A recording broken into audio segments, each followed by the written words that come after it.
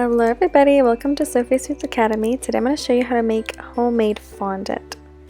I actually met Chef Duff Goldman from Food Network at Comic-Con a couple years ago, and he even said that fondant was not the best tasting, but you can make some pretty amazing designs with it.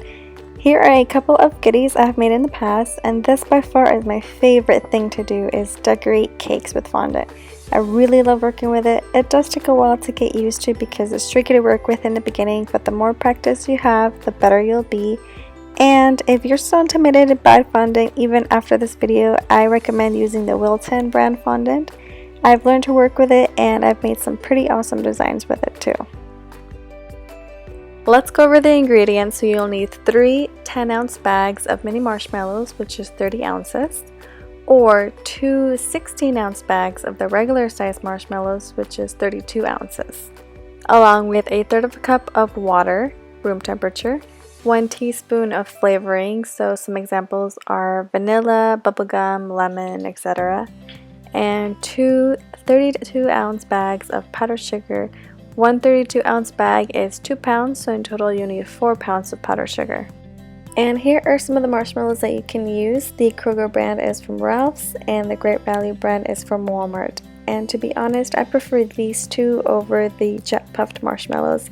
I don't know why it's so different with the jet puffed marshmallows, but when I worked with them, it's just more difficult. I have to keep adding water and the fondant doesn't come out the same as it does with the Kroger brand. So overall, I prefer Kroger brand if you have that available, but if you don't have it available where you live and you can only find the jet puffed, I'll also show you what it's like to work with that.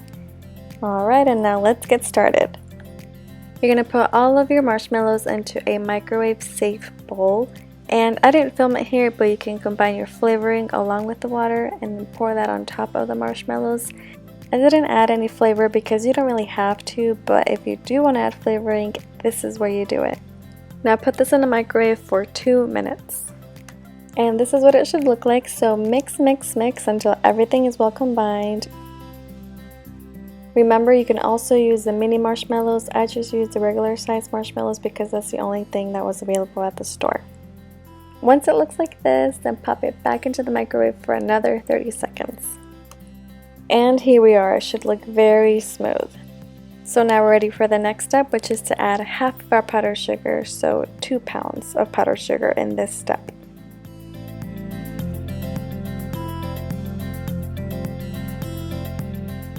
And now mix this until well combined, and believe me, this is going to be an arm workout, but just trust the process.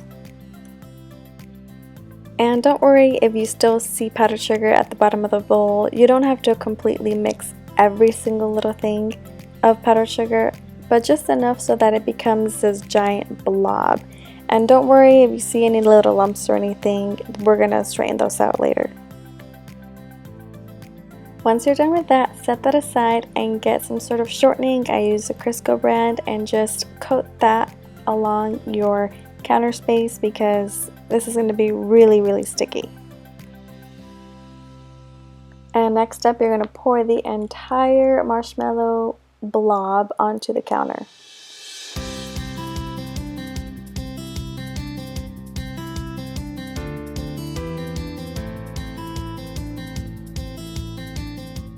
Now pour all of the remaining powdered sugar, which would be 2 pounds, 32 ounces, pour that all on top of the blob. And just so you know, you don't have to sift this powdered sugar. Unless the powdered sugar is close to the expiration date, then do sift it because it gets kind of hard. I think some of the moisture comes out. So if it's older powdered sugar, then yes, sift it. If it's not close to the expiration date, then you don't have to sift it. But yeah, just go to town with this. One tip I do recommend is putting some Crisco all over your hand because this mixture is super sticky and really hard to wash out. And you're going to see here that I didn't put as much Crisco shortening on my hands as I should have, and I just was left with this big goop all over my hands. So in this next step, I'm going to wash my hands and then completely cover my hands in Crisco. And this is a much better way of doing this.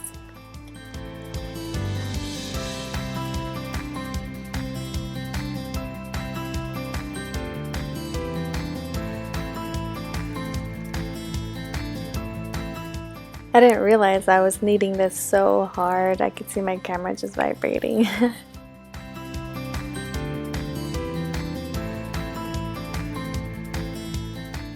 So eventually you'll end up with a big ball of fondant, and look at this, how beautiful. You just made homemade fondant. You should be so happy.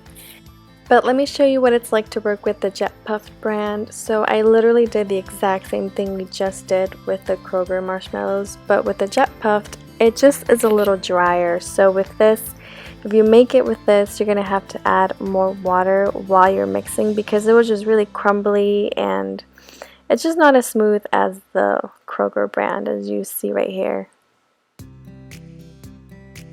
But no big deal, just add water. If you add too much water, then you can balance it with a little more powdered sugar. So just keep doing it until a nice big ball forms. Just like this. So there you go, homemade fondant, perfect for cakes, and now you can add any color you want to it. I prefer to use gel food coloring because a little goes a long way. Thanks so much for watching. I hope you enjoyed, and if you make this, please tag me. I hope this helps you and your business or your hobby, and I'll see you next time for Whisk It Wednesdays. Bye.